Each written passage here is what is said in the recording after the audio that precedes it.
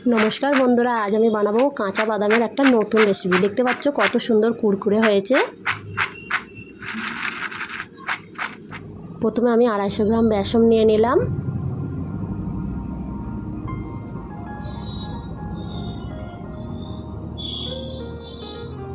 তারপর ওইতে দিয়ে দিলাম স্বাদ মতো নুন,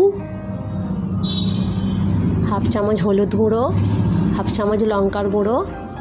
এবার ওটাকে ভালো করে মিশিয়ে নিতে হবে। মিশিয়ে এবার অল্প অল্প করে জল দিয়ে মাখতে হবে।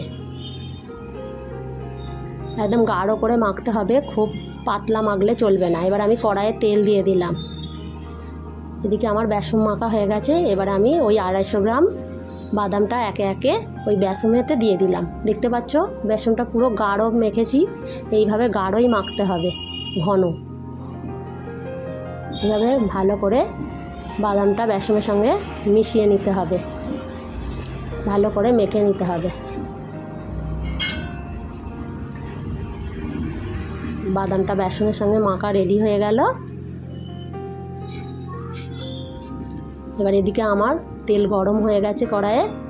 এবার একটা একটা করে ওই বাদামগুলো তেলেতে ছেড়ে দিচ্ছি। এইভাবে একটা একটা করে তেলেতে দিতে হবে।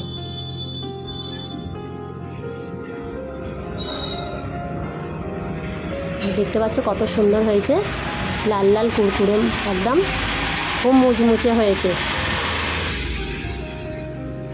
এটা চায়ের সাথে খুবই ভালো লাগবে। আর আমার এই রেসিপিটা যদি ভালো লেগে থাকে তাহলে একটা লাইক করো আর আমার চ্যানেলটিকে সাবস্ক্রাইব করো। দেখতে পাচ্ছ কত সুন্দর কুরকুরে হয়েছে।